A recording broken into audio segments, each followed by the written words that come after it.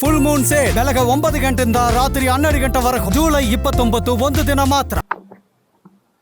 ಕೇಂದ್ರ ಸಚಿವರಾಗಿದ್ದಂತಹ ಧರ್ಮೇಂದ್ರ ಪ್ರಧಾನ್ ರವರು ನೀಟ್ ವಿಚಾರದಲ್ಲಿ ತಮ್ಮ ರಾಜೀನಾಮೆಯನ್ನು ಸಲ್ಲಿಸಿದ್ದಾರೆ. ದೃಶ್ಯ ಮಾಧ್ಯಮಗಳಲ್ಲಿ ಕಾಂಗ್ರೆಸ್ ನಾಯಕರ ಹೇಳಿಕೆಗಳನ್ನು ನಾನು ಗಮನಿಸ್ತಾ ಇದ್ದೇನೆ. ತಮ್ಮ ಹೋರಾಟಕ್ಕೆ ಸಂದಿರ್ತಕ್ಕಂಥ ಗೆಲುವು ಅಂತ ಹೇಳಿ ರಾಹುಲ್ ಗಾಂಧಿ, ಪ್ರಿಯಾಂಕಾ ಗಾಂಧಿ ಆದಿಯಾಗಿ ರಾಜ್ಯದ ಕಾಂಗ್ರೆಸ್ ಪುಡಾರಿಗಳು ಕೂಡ ಹೇಳಿಕೆಗಳನ್ನು ನೀಡ್ತಾ ಇದ್ದಾರೆ, ತಮ್ಮ ಹೋರಾಟದ ಗೆಲುವು ಅಂತೇಳಿ. ಮತ್ತೊಂದು ಕಡೆ ಇದು ಕಾಂಗ್ರೆಸ್ ಪಕ್ಷದ ಗೆಲುವು ಅಥವಾ ಸಿಜೆಪಿಯ ಗೆಲುವು ಅಂತೇಳಿ ಅದು ಕೂಡ ಚರ್ಚೆ ನಡೀತಾ ಇದೆ ಬೇರೆ ಬೇರೆ ಟಿವಿ ಚಾನೆಲ್ಗಳಲ್ಲಿ. ನಾನು ಹೇಳ್ತಾ ಇದ್ದೇನೆ, ಧರ್ಮೇಂದ್ರ ಪ್ರಧಾನ್ ರವರು ತಮ್ಮ ಜೀವನದುದ್ದಕ್ಕೂ ಸಹ ಈ ದೇಶದ ವಿದ್ಯಾರ್ಥಿಗಳ ಧ್ವನಿಯಾಗಿ ಅಖಿಲ ಭಾರತೀಯ ವಿದ್ಯಾರ್ಥಿ ಪರಿಷತ್ ಎಬಿವಿಪಿಯ ಮುಖೇನ ವಿದ್ಯಾರ್ಥಿಗಳ ಧ್ವನಿಯಾಗಿ ಹಲವಾರು ವರ್ಷಗಳಿಂದ ಹೋರಾಟವನ್ನು ಮಾಡ್ಕೊಂಡು ಬಂದಿರತಕ್ಕಂಥವ್ರು. ದುರಾದೃಷ್ಟ ಇವತ್ತು ನೀಟ್ ಪ್ರಶ್ನೆ ಪತ್ರಿಕೆ ಲೀಕ್ ಆಗಿರುವಂಥದ್ದು, 20ಕ್ಕೂ ಹೆಚ್ಚು ವಿದ್ಯಾರ್ಥಿಗಳು ಆತ್ಮಹತ್ಯೆ ಮಾಡ್ಕೊಂಡಿರ್ತಕ್ಕಂಥದ್ದು, ಇದು ಯಾರು ಕೂಡ ಒಪ್ಕೊಳ್ತಕ್ಕಂಥ ಪ್ರಶ್ನೆ ಇಲ್ಲ, ನೋವು ತಂದಿರುವಂಥ ಸಂಗತಿ. ಆದರೆ ಇಂಥ ಸಂದಿಗ್ಧ ಪರಿಸ್ಥಿತಿಯಲ್ಲಿ ವಿದ್ಯಾರ್ಥಿಗಳು ದೆಹಲಿಯಲ್ಲಿ ಶಾಂತಿಯುತವಾಗಿ ಪ್ರತಿಭಟನೆ ಮಾಡ್ತಾ ಇದ್ರೆ, ವಿದ್ಯಾರ್ಥಿಗಳ ಪ್ರತಿಭಟನೆಯನ್ನ ದುರುಪಯೋಗ ಪಡಿಸ್ಕೊಂಡು ತಮ್ಮ ರಾಜಕೀಯ ಬೇಳೆಯನ್ನು ಬೇಯಿಸ್ಕೊಳ್ತಕ್ಕಂಥ ಷಡ್ಯಂತ್ರ ಕುತಂತ್ರಗಳು ನಡೀತಾ ಇದ್ದಾವೆ. ರಾಹುಲ್ ಗಾಂಧಿ, ಕಾಂಗ್ರೆಸ್ ಪಕ್ಷ ತಮ್ಮ ರಾಜಕೀಯ ಭವಿಷ್ಯವನ್ನು ರೂಪಿಸ್ಕೊಳ್ಳೋದಕ್ಕೆ ವಿದ್ಯಾರ್ಥಿಗಳ ಭವಿಷ್ಯದ ಜೊತೆ ಚೆಲ್ಲಾಟ ಆಡ್ತಾ ಇರ್ತಕ್ಕಂಥದ್ದು ಕೂಡ ನಾವು ನೋಡ್ತಾ ಇದ್ದೇವೆ. ಇದರ ಜೊತೆಗೆ ಕೆಲವು ಸಮಾಜಘಾತುಕ ಶಕ್ತಿಗಳು ಕೂಡ ಈ ದೇಶದಲ್ಲಿ ಒಂದು ಅಭದ್ರತೆಯನ್ನ ನಿರ್ಮಾಣ ಮಾಡಬೇಕು, ಈ ದೇಶದಲ್ಲಿ ಒಂದು ಅರಾಜಕತೆ ಸೃಷ್ಟಿ ಮಾಡಬೇಕು. ಇದನ್ನು ನಾನು ಹೇಳ್ತಾ ಇಲ್ಲ, ವಾಂಗ್ಚುಕ್ ಅವರು ತಮ್ಮ ಉಪವಾಸ ಸತ್ಯಾಗ್ರಹದಿಂದ ಹಿಂದೆ ಸರಿಬೇಕಾದ್ರೆ ಇದನ್ನು ಕೂಡ ಅವ್ರು ಹೇಳಿದ್ದಾರೆ.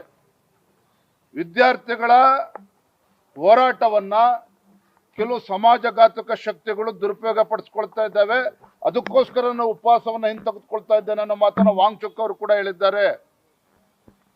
ಮಹಾರಾಷ್ಟ್ರದಲ್ಲಿ, ಬಿಹಾರ್ನಲ್ಲಿ, ಕರ್ನಾಟಕ ರಾಜ್ಯದಲ್ಲಿ, ದೇಶದ ಬೇರೆ ಬೇರೆ ರಾಜ್ಯಗಳಲ್ಲಿ ಇಂಥ ದುಷ್ಟ ಶಕ್ತಿಗಳು ವಿದ್ಯಾರ್ಥಿಗಳ ಹೆಸರಲ್ಲಿ ಬೆಂಕಿ ಎತ್ತಕ್ಕಂಥ ಕೆಲಸ ಮಾಡೋದಕ್ಕೆ ಹೊರಟಿದ್ದಾರೆ. ವಿದ್ಯಾರ್ಥಿಗಳ ಭವಿಷ್ಯಕ್ಕೆ ಕೊಳ್ಳಿಡ್ತಕ್ಕಂಥ ಕೆಲಸವನ್ನು ಮಾಡೋದಕ್ಕೆ ಹೊರಟಿದ್ದಾರೆ. ಇದರಿಂದ ಎಚ್ಚೆತ್ತುಕೊಂಡು ಇವತ್ತು ಧರ್ಮೇಂದ್ರ ಪ್ರಧಾನ್ ರವರು, ಮಾನ್ಯ ಸಚಿವರು ತಾವೇ ಮುಂದೆ ಬಂದು ರಾಜೀನಾಮೆಯನ್ನು ಕೊಟ್ಟಿದ್ದಾರೆ. ಮತ್ತೊಂದು ಕಡೆ ಪ್ರಧಾನಮಂತ್ರಿಗಳು ನರೇಂದ್ರ ಮೋದಿಜಿ ಅವರು ನಿನ್ನೆನೂ ಕೂಡ ಅವರ ಹೇಳಿಕೆನ ಬಿಡುಗಡೆ ಮಾಡಿದ್ದಾರೆ, ಮೊನ್ನೆನೂ ಕೂಡ ಅವರು ಹೇಳಿಕೆಯನ್ನು ನೀಡಿದ್ದಾರೆ. ಪಾರದರ್ಶಕವಾಗಿರ್ತಕ್ಕಂಥ ತನಿಖೆ ಆಗಬೇಕು, ಮುಂದೆ ಮತ್ತೊಮ್ಮೆ ಈ ರೀತಿ ಘಟನೆಗಳು ಮರುಕಳಿಸಬಾರದು. ಯಾರಿಂತ ದೇಶದ್ರೋಹಿಗಳಿದ್ದಾರೆ ನೀಟ್ ಪ್ರಶ್ನೆ ಪತ್ರಿಕೆ ಲೀಕ್ ಮಾಡೋ ವಿಚಾರದಲ್ಲಿ ಅವ್ರಿಗೆ ಕಠಿಣವಾಗಿರ್ತಕ್ಕಂಥ ಶಿಕ್ಷೆ ಆಗಬೇಕು ಮತ್ತು ಫಾಸ್ಟ್ ಟ್ರ್ಯಾಕ್ ಕೋರ್ಟ್ನಲ್ಲಿ ಇತ್ಯರ್ಥ ಆಗಬೇಕು ಅಂತ ಹೇಳಿ ಫಾಸ್ಟ್ ಟ್ರ್ಯಾಕ್ ಕೋರ್ಟ್ಗಳನ್ನು ಕೂಡ ಇವತ್ತು ರಚನೆ ಮಾಡಿರುವಂಥದ್ದು.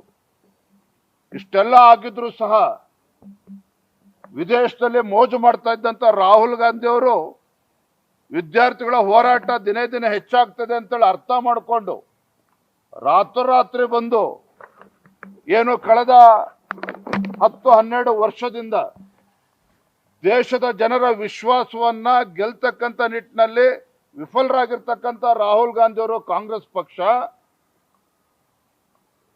ಇಂಥ ನೀಟನ್ನ ಹೋರಾಟವನ್ನು ದುರ್ಬಳಕೆ ಮಾಡಿಕೊಂಡು ತಮ್ಮ ರಾಜಕೀಯ ಭವಿಷ್ಯವನ್ನು ರೂಪಿಸ್ಕೊಳ್ಳೋಕೆ ಹೊರಟಿದ್ದಾರೆ.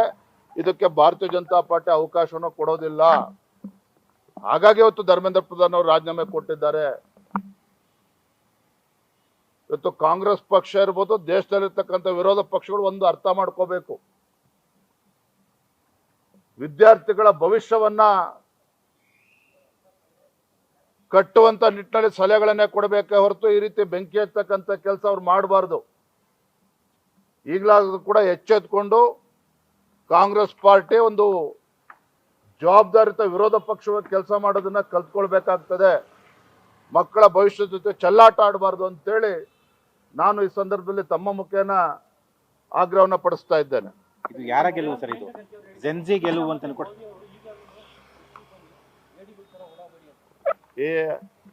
ಅವನ್ಯಾರ್ರಿ ಪ್ರಿಯಾಂಕಾ ಖರ್ಗೆ?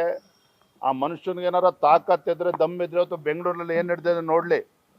ವಿದ್ಯಾರ್ಥಿಗಳ ಹೋರಾಟದ ನೆಪದಲ್ಲಿ ಇವತ್ತು ಉಮರ್ ಖಾಲಿದ್ದು ಶಾರ್ಜಿಲ್ ಇಮಾಮ್ ಜಿಂದಾಬಾದ್ ಅಂತೇಳಿ ಘೋಷಣೆಗೆ ಹೋಗ್ತಾ ಇದ್ದಾರೆ. ಈ 4 ಗೃಹ ಸಚಿವ ಎಲ್ಲಿ ಮಲ್ಕೊಂಡಿದ್ದಾನೆ ಅವನು ಅದನ್ನ ಕೇಳಿ.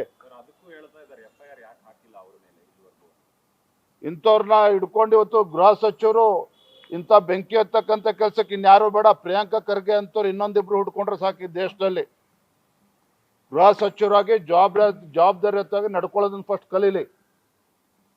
ನಾನು ಮತ್ತೊಮ್ಮೆ ಹೇಳ್ತಾ ಇದ್ದೇನೆ, ಇವತ್ತೇನು ಧರ್ಮೇಂದ್ರ ಪ್ರಧಾನ್ ಅವರು ರಾಜೀನಾಮೆ ಕೊಟ್ಟಿದ್ದಾರೆ. ಇದು ಕಾಂಗ್ರೆಸ್ ಪಕ್ಷದ ಗೆಲುವು ಅಲ್ಲ, ಸಿಜೆಪಿ ಗೆಲುವು ಅಲ್ಲ.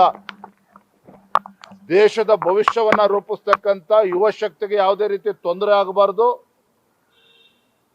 ವಿದ್ಯಾರ್ಥಿಗಳ ಹೋರಾಟದ ನೆಪದಲ್ಲಿ ದೇಶದಲ್ಲಿ ಬೆಂಕಿ ಹಚ್ಚೋದಕ್ಕೆ ಇವತ್ತೇನು ಕೆಲವು ಪಟಭದ್ರ ಹಿತಾಸಕ್ತಿಗಳು ಕೆಲಸ ಮಾಡ್ತಾ ಇದೆ. ಇದಕ್ಕೆ ಅವಕಾಶ ಕೊಡಬಾರದು. ಪಾರದರ್ಶಕವಾಗಿ ತನಿಖೆ ಆಗಬೇಕು ಮತ್ತೆ ತಪ್ಪಿತಸ್ಥರಿಗೆ ಶಿಕ್ಷೆ ಆಗಬೇಕು ಅಂತಾನೆ ಇವತ್ತು ರಾಜೀನಾಮೆ ನೀಡಿರುವಂಥದ್ದು. ಅರ್ಥದಲ್ಲ, ಅದೇ ಭಾಷೆನೇ ಪ್ರಯೋಗ ಮಾಡಿರುವಂಥದ್ದು, ಅದೇ ಭಾಷೆನೇ ಪ್ರಯೋಗ ಮಾಡಿರ್ತಕ್ಕಂಥದ್ದು. ಹಾಗಾಗಿ ಪ್ರಿಯಾಂಕಾ ಖರ್ಗೆ ಅವರು ಏನ್ ಮಾಡ್ತಿದ್ರೆ ತಾವು ಕೇಳಬೇಕು ಅವ್ರನ್ನ. ತಮ್ಮ ಮುಖೇನ ಪ್ರಿಯಾಂಕಾ ಖರ್ಗೆ ಮಾನ್ಯ ಗೃಹ ಸಚಿವರಿಗೆ ನಾನು ಆಗ್ರಹ ಪಡಿಸ್ತೇನೆ, ತಾವು ಈ ರಾಜ್ಯದ ಗೃಹ ಸಚಿವರು, ಯಾರೋ ಉಗ್ರಗಾಮಿಗಳಿಗೆ ಗೃಹ ಸಚಿವರಲ್ಲ, ದೇಶದ್ರೋಹಿಗಳಿಗೆ ಗೃಹ ಸಚಿವರಲ್ಲ. ಈ ರಾಜ್ಯದ ರಕ್ಷಣೆ ಮಾಡ್ತಕ್ಕಂಥ ಕರ್ತವ್ಯ ನಿಮ್ಮ ಮೇಲೆ ಇದೆ, ನಿಮ್ಮ ಸರ್ಕಾರದ ಮೇಲೆ ಇದೆ. ಈ ರೀತಿ ಬೇಜವಾಬ್ದಾರನ ಹೇಳಿಕೆ ಕೊಡ್ತಾ ಇರೋದ್ರಿಂದಲೇ ರಾಜ್ಯದಲ್ಲಿ ಪದೇ ಪದೇ ಈ ರೀತಿ ಘಟನೆಗಳು ನಡೀತಾ ಇರುವಂಥದ್ದು.